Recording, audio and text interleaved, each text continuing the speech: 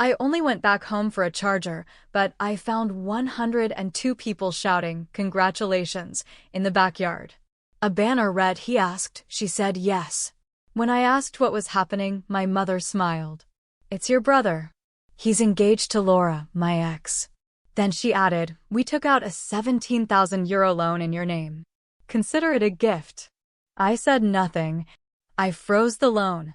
Then I opened my phone, tapped twice, and said 5 words, "Check your phones right now." In 12 minutes, a file reached 102 people. "I told you he'd ruin it." "He's always had that jealous look in his eyes," my mother muttered, not even trying to whisper.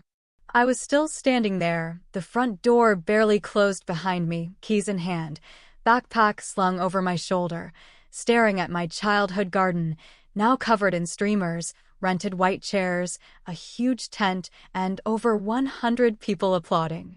For me, or so I thought, until I turned my head and saw the banner. He asked.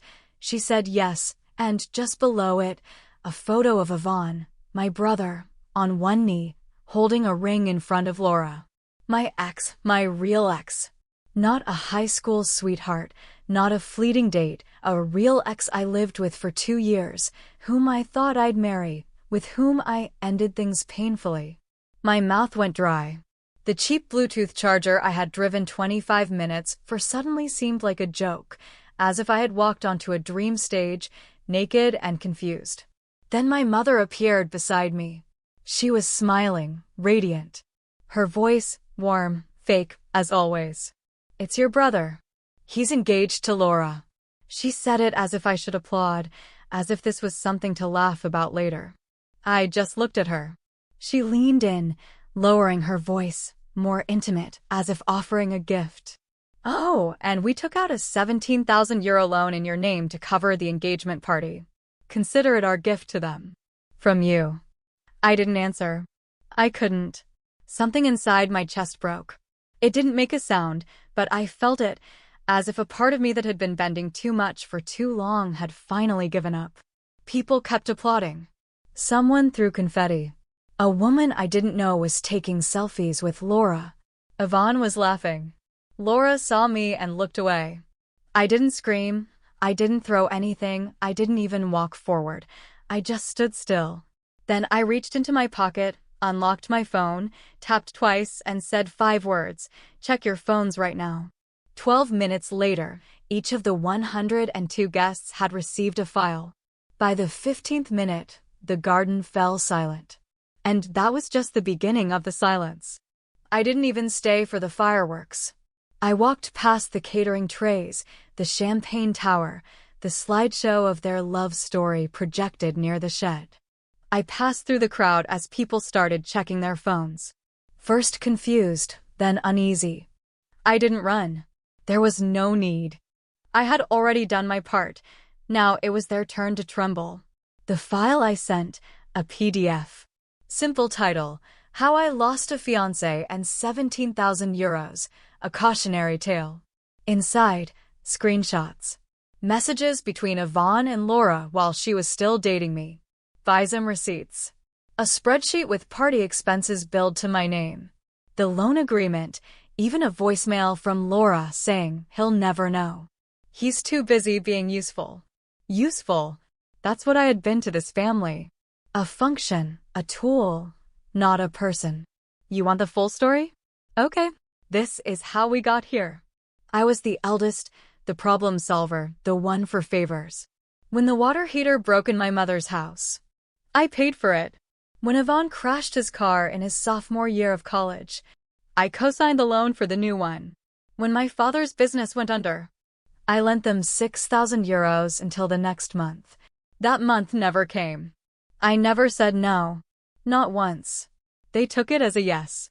My mother would smile sweetly and say things like, "You know how much this means to us?" As if I were part of their successes. My father would grumble something like, "You're the only one who understands what responsibility is." And Yvonne wouldn't even say thank you. He'd pat me on the back and say, "You've got my back, right, bro?" Right. The breaking point began 4 months ago. I had just moved into a new apartment. The first place that was truly mine. Clean walls, real furniture, plants I hadn't killed yet. I invited the family for dinner. Nothing special, just pasta and red wine. Only my mother came. Late. She sat for 10 minutes, barely touched her plate, and then asked if I could quickly sign something as a guarantor. A personal loan of 12,000 euros. Nothing major, she said. It's for Yvonne's business, she added. She slid the papers across the counter as if it were a birthday card. I didn't sign. I told her I'd think about it. That was my first mistake. It gave her hope. A week later, I noticed an inquiry on my credit report, then another, and then the approved loan appeared in my name. I called her to confront her. Why would you do this without asking me? Her voice changed in a second. From soft guilt to a sharp edge. You said you were thinking about it. That means yes. We needed it. Yvonne's future depends on this. You'll be fine. You earn good money. That's when I understood.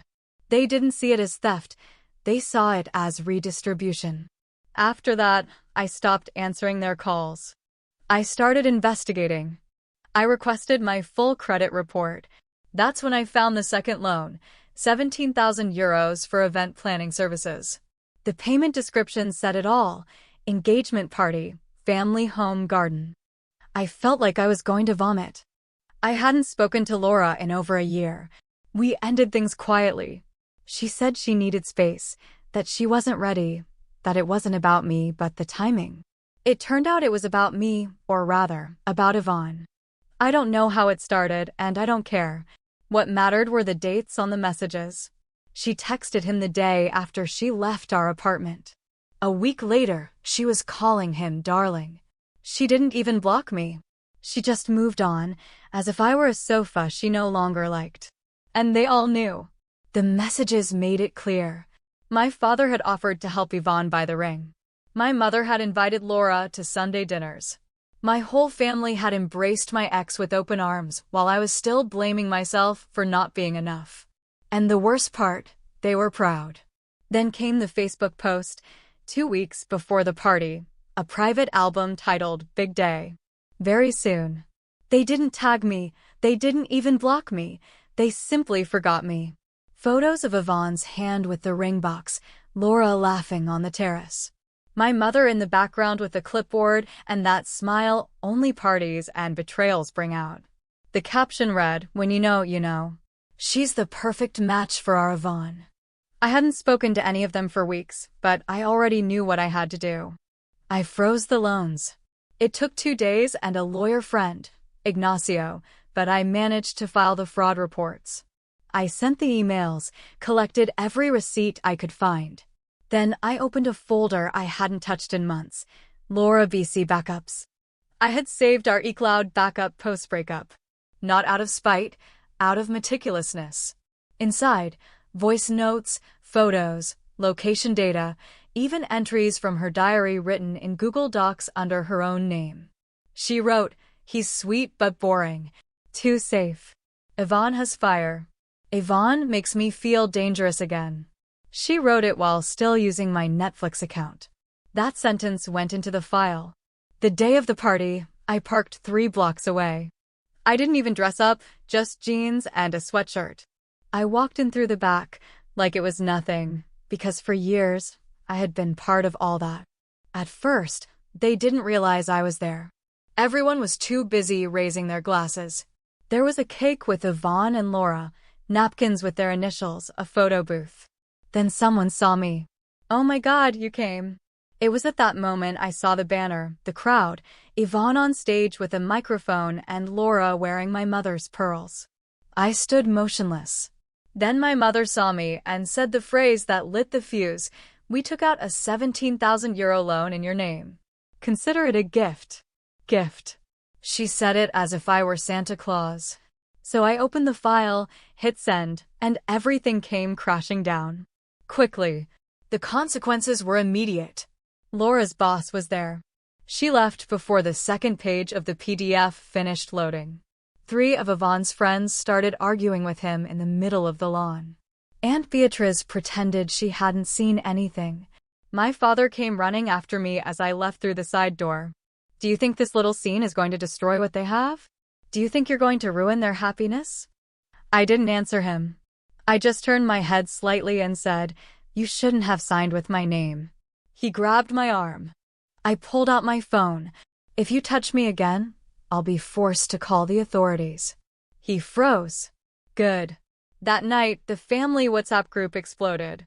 "Father, you have to fix this before it goes public." "Mother, how could you do this to your own brother?" "Yvonne, come talk to me. Be a man." Laura blocked me. I let them stew. Then I threw the final spark. I uploaded the folder to a cloud link, set the permissions to public, and titled it, "Just so it's clear, this is how my family celebrates love, theft, lies, and someone else's ex-enjoy."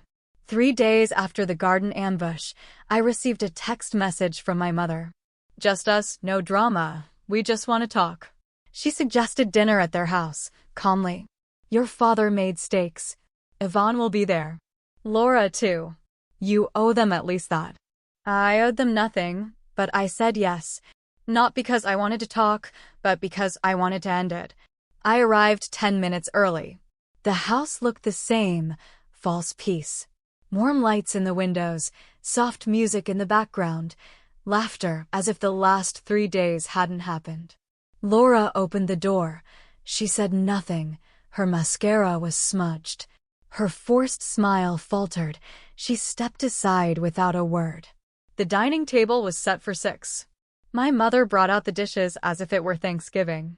My father poured himself wine. Yvonne sat at the end, arms crossed, jaw tight. "Can we just?" My mother began. Then she let out a breath. "Just talk." No one said anything, so she continued. "This has all been a misunderstanding. The loan. We thought you had said yes. And Laura's thing. Look, relationships are complicated. You two had already broken up. It just happened." "It wasn't something that just happened," I replied, emotionless. Her lips trembled.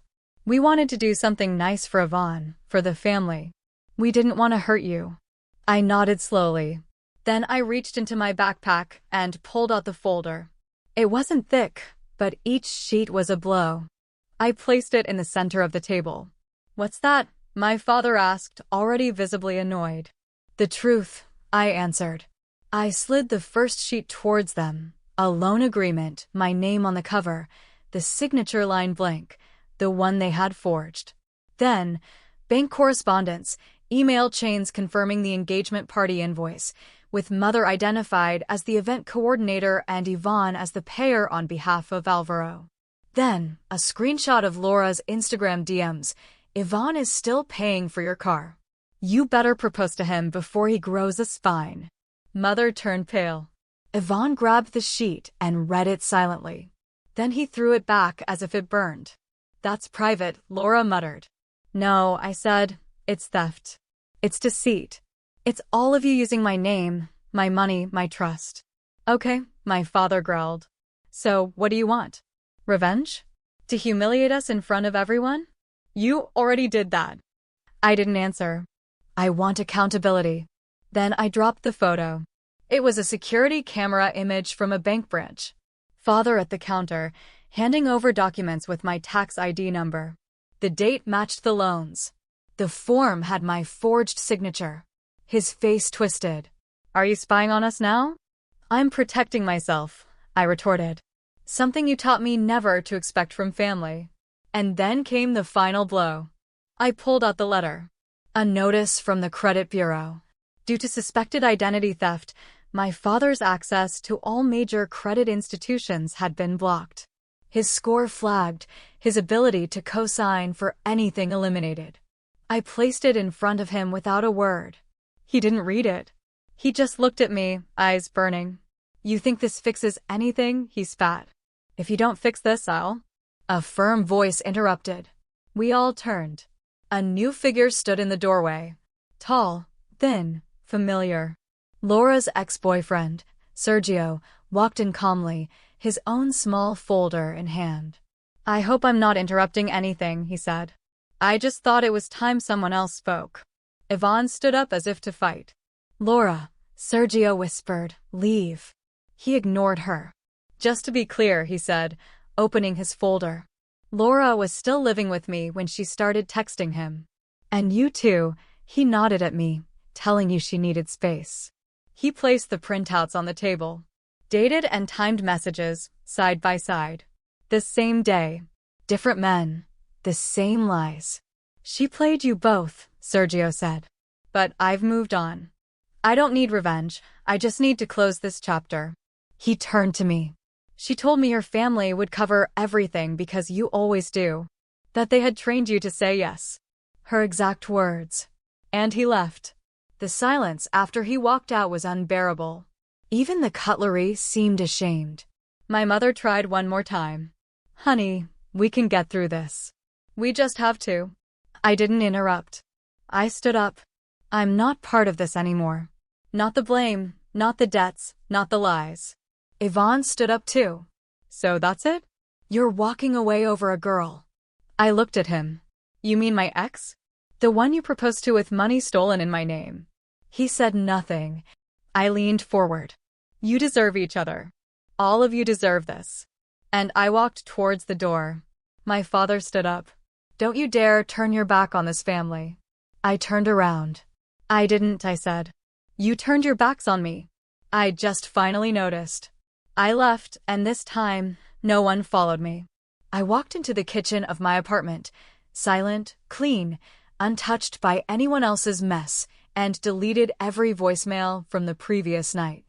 36 missed calls, 12 messages, all variations of the same plea. "Talk to us. You're still our son. We didn't mean to hurt you." And then the last one, from Yvonne, "She's gone. Hope you're happy." I didn't reply. I made black coffee, no sugar, bitter enough to match the moment. That day, I didn't go to work. I went to the bank. The account my parents were using, quietly siphoning money with linked transfers, was closed. I opened a new one under a new entity, not just for security, for symbolism. That night, I called my lawyer friend, Ignacio, again. "Remember that trust fund my grandfather talked about?" "Yes, I want out of it." "Are you sure?" "I'm not here to inherit anything. I'm here to break free." He understood. The following week, all ties were cut. No more shared credit, no more co-signing, no legal responsibilities. My financial footprints were erased from every system they had access to. I didn't tell them. They'd find out when the next emergency hit. I changed gyms, changed supermarkets, canceled every subscription I ever shared with them. Netflix, gone. Spotify, deleted. Even my Amazon Prime account, the one I knew they still used for family orders, was closed. And then I did the last thing. I moved. Not far, just far enough. I'd been eyeing an apartment in the Salamanca neighborhood for over a year. A corner unit on the top floor, exposed brick, natural light, code access, underground parking. I signed the lease the same day I got Yvonne's text, "She's gone." Good. Let them deal with whatever came next. I was already gone. 3 days after the move, someone knocked on my old apartment door. It was my father. My old neighbor called me. "There's a guy here," banging on the door like he's owed money. I never answered. 2 days later, it was my mother. She left a note on the old doormat. Just one sentence. "Please don't do this." I didn't do it. They already had. I spent the next month quietly rebuilding everything. I finally took the trip I'd been postponing for 3 years. No Instagram stories, no updates, just me, a cabin in the Pyrenees, and a book I never finished. And when I returned, 2 emails were waiting for me. One from a private investigator I had secretly hired, the other from my grandfather's lawyer. The first was simple. My father had tried to apply for another small business loan. Rejected. Flagged as fraud. The second was better. The trust fund was restructured. My share was no longer accessible by any other family member. The clause allowing shared access in case of emergency eliminated. It wasn't revenge. It was protection. Weeks passed. I heard nothing from them until Claudia, Laura's older sister, found me. She showed up in the building lobby. "I'm not here to argue," she said. "I just want to tell you something." I hesitated but let her pass. We sat on the small sofa by the elevators. I didn't offer her water. She didn't expect it. She looked at her phone, then at me. She left the country. Laura moved back in with our mother in Galicia. I didn't ask why. "She blamed you," Claudia continued. "But I know the truth. I know what she did, what they all did." I still haven't said anything. And then Claudia said something that made me pause. She said she thought you'd never stand up for yourself, that you were too passive, too desperate to be liked. I nodded. She was right, I said, until she wasn't. The next day, I went to a notary. I signed over the old family car that was still in my name, the one Yvonne drove. I donated it to a veterans organization. They came to pick it up that same afternoon. I didn't tell him. I figured he'd notice when the car disappeared. Maybe that's when his reflection would begin. And when my mother tried to log back into the family health insurance portal, surprise, I was no longer the policyholder. Now they'd have to figure it out on their own. Every silent click of disconnection was another brick in place. I wasn't loud, I was definitive. It didn't end with screams, it ended with silence. They disappeared from my life in slow motion, still calling, still pleading, still pretending I was just overreacting. But I wasn't angry anymore. I was free. I never went back. Not for holidays, not for funerals, not even when Aunt Teresa sent a message saying, "Things have calmed down now." There's a difference between letting go and giving permission to return. I wasn't doing either. I deleted every photo where their faces appeared. I blocked every cousin who wrote me one of those, "Just wanted to check on you," messages that only arrive when there are already rumors. No, maybe someday, no, but they're still family, no bottled up guilt. Some people think revenge is loud, a scream, a fire, a wrecking ball. But sometimes it's quieter, colder, more permanent. Like walking past your father's favorite bakery and not stopping. Like seeing your brother's name on a missed call and not even bothering to delete it. Like remembering your mother telling you, "We're still your parents," and realizing that biology isn't currency. 2 months after disappearing, I received a letter, a real one, with an envelope, stamped, from my childhood dentist. "Your appointment has been canceled. Your family has removed you from the insurance plan." I laughed. It was the last thing they could take from me. So I made an appointment myself. New clinic, new address, all new. When the receptionist asked if I wanted to add an emergency contact, I said no. Then I thought for a second. Well, actually, yes. "Write down this name." I gave her my lawyer's name. 6 weeks later, I opened the garage and smiled. There it was, the steel sign I had commissioned. Matte black, minimalist, engraved in white letters. NOLS. The family no longer lives here. I bolted it next to the front door. Not because I thought they'd come back, but in case they ever forgot who I am now. I am not the emergency contact. I am not the safety net. I am not the charger they forgot until their battery died. I am not the fool who makes other people's dreams come true. I am the ghost of every boundary they broke, now rebuilt with steel and stone.